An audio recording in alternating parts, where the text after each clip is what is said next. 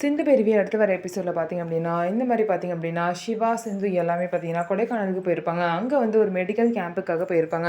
அப்போ பார்த்திங்க அப்படின்னா சிந்து வந்து சிவாவை என்னை வந்து கொடைக்கானல் ஃபுல்லாக சுற்றி காட்டு அப்படின்னு சொல்கிறாங்க. அதுக்கு வந்து என்னை வேலை இருக்கு வர முடியாதுன்னு சொல்லிடுறாங்க. உடனே பார்த்திங்க அப்படின்னா அன்னபூர்ணியை டேரெக்டாக சிவாவுக்கு கால் பண்ணி சிந்து எங்கேயுமே போனதில்லை, அவளை வேலையை முடிச்சுட்டு கொஞ்சம் சுற்றி காட்டுப்பா அப்படின்னு சொல்கிறாங்க. சரின்னு சொல்லிட்டு சிவாவும் சொல்லிட்டு சிந்துவை கூட்டிகிட்டு போகிறதுக்காக கிளம்புறாங்க. அந்த நேரம் பார்த்தா அங்கே ஸ்னேகா வந்து உன்னை யார் கிளம்ப சொன்னா, நான் என்ன சொல்கிறேனோ அதை தான் நீ செய்யணும் அப்படின்னு சொல்லிட்டு அவங்க 2 பேரையும் வெளியே போக விடாமல் ஸ்னேகா வந்து தடுக்கிறாங்க. ஆனால் பார்த்திங்க அப்படின்னா நீ சொல்கிறதெல்லாம் கேட்கணும்னு எனக்கு ஒரு அவசியம் இல்லை, நான் ஒன்றும் உனக்கு அடிமை இல்லை அப்படின்னு சொல்லிட்டு சிவா எய்த்து பேசிட்டு அங்கேருந்து கிளம்பிடுறாங்க.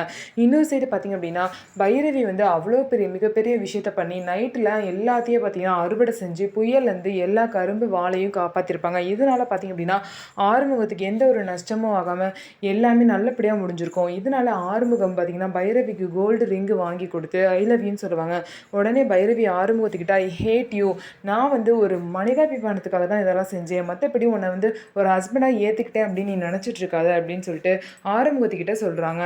ஸோ இதுக்கப்புறம் என்ன நடக்க போகுது அப்படின்னு சொல்லிட்டு வெயிட் பண்ணி பார்க்கலாம். நம்ம வீடியோ உங்களுக்கு பிடிச்சிருந்தா நம்ம வீடியோவை லைக் பண்ணிக்கோங்க. மறக்காமல் நம்மளோட சேனலை சப்ஸ்கிரைப் பண்ணிவிட்டு பாருங்கள்.